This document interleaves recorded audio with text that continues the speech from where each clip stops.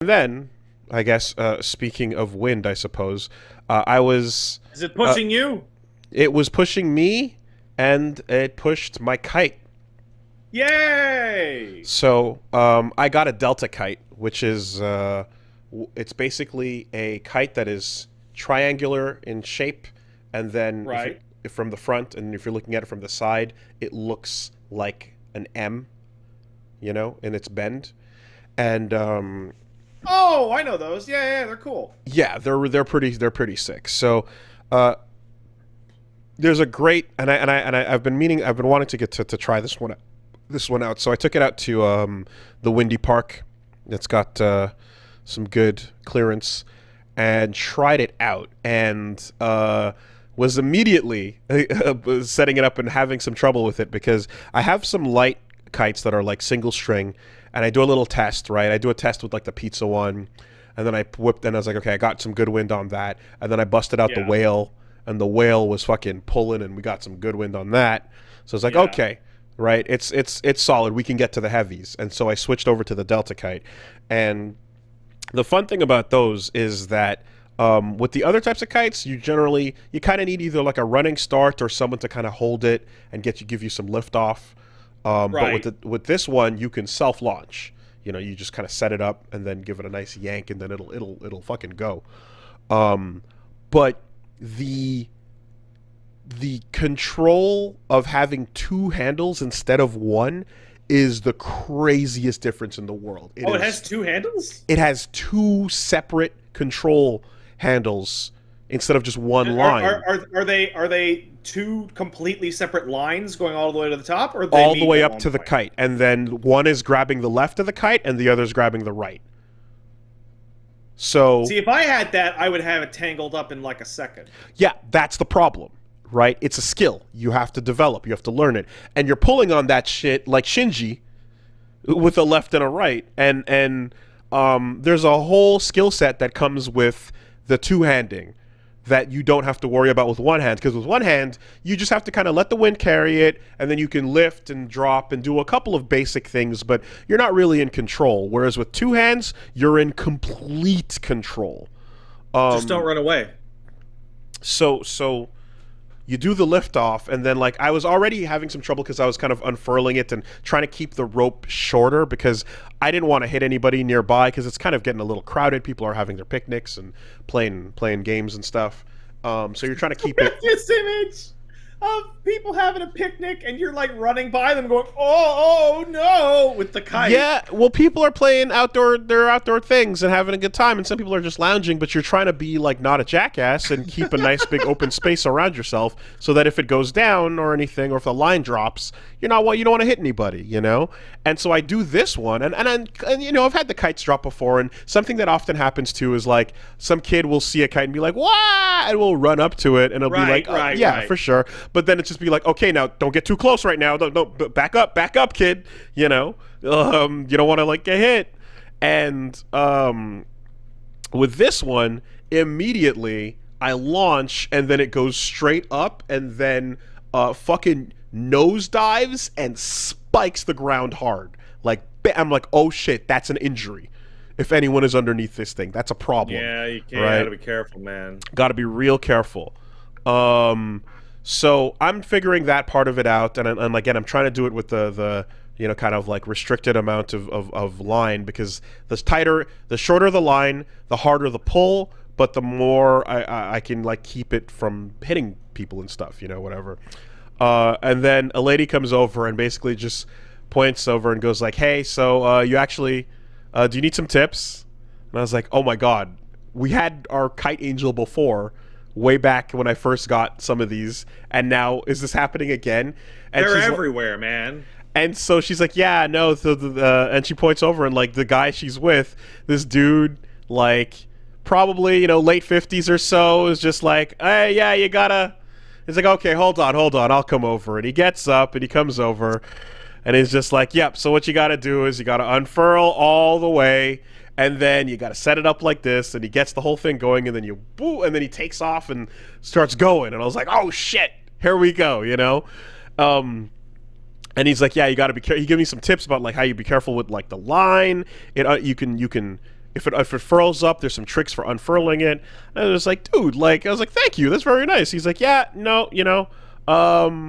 I've been at this for a while, and I was like, oh yeah, how long's it been? And he's like, oh, I've been collecting for 8 years. I was like, oh 8 years, shit, all right. yeah. And then he's like, yeah, check it out. And he pulls out the phone and he starts browsing through his photos, and he's got like, I got like 45, maybe 50 kites, and he starts showing off the collection.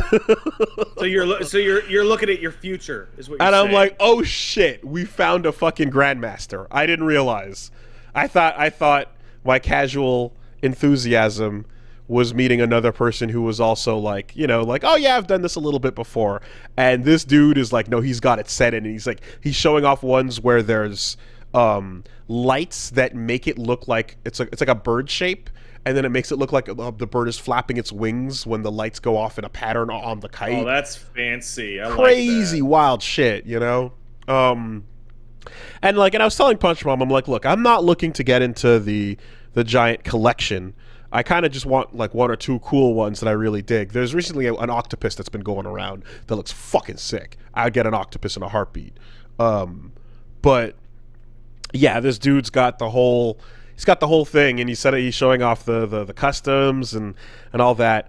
And like I bought a repair kit, so I'm like ready for any on the fly fixes that need to happen. What does a repair kit actually come with in a kite, like for a kite thing? You're gonna need some like replacement line. You're gonna need some replacement, like some tape for like basically like sealing up a rip, but like not allowing it to just stay airtight and keeping it aerodynamic. A replacement handle, just little bits and pieces. Things that might break, quote unquote, on the fly. Right, there you go. It's a kite humor. I get it. And yeah, no. But it was really wild and educational. And so his thing was like, he fully unfurls it. It's like solid 40 feet out at that point, both lines, and then starts doing it, and then he hands it over to me, and like I do like a loop-de-loop, and then immediately it just goes straight down again. And I'm like, okay, I can't be doing this with people around. And he's like, oh yeah, I get it. Like you might want to go somewhere empty to practice, because the fucking danger. And I'm like, I'm always hypersensitive of anyone walking around, and people don't have like they'll just walk underneath it and not give a shit. And it's like, what you're saying is that people don't have very good kite awareness. They don't have good kite awareness.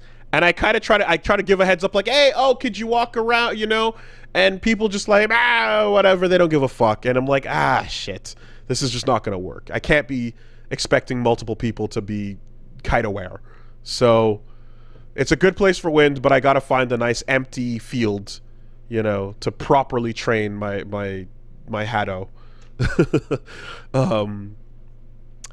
So I'm gonna see if I can find it, and he gave me some possible like tips on some locations, a little further away that might require a little drive or two. But I got to go practice in an empty field, because people are too risky, and I can't cut loose. I have to hold back when everyone's around me, and I want to go full kite, but I can't because the risk is too dangerous to the civilians around me. Civilians?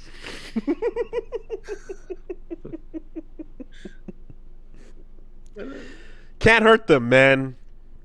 I feel like we're like 3 weeks away from you describing that people keep walking under the kite, and you describe that only people with kites can see other kites, and that like kite fans are naturally drawn together in certain places. I get a mysterious invite to an island. Yeah. So no, I'm like, the few seconds of control that I felt were exhilarating. They're very, very, very fun.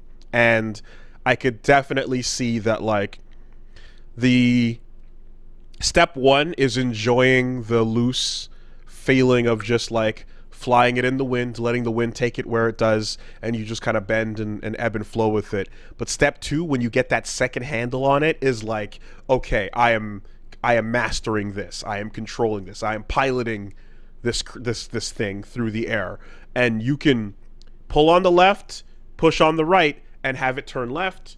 You can have it invert. You can have it do controlled loops, low passes. I mean, you can do advanced shit as long as you understand how to position both of your arms and give the right tension and the right amount of slack.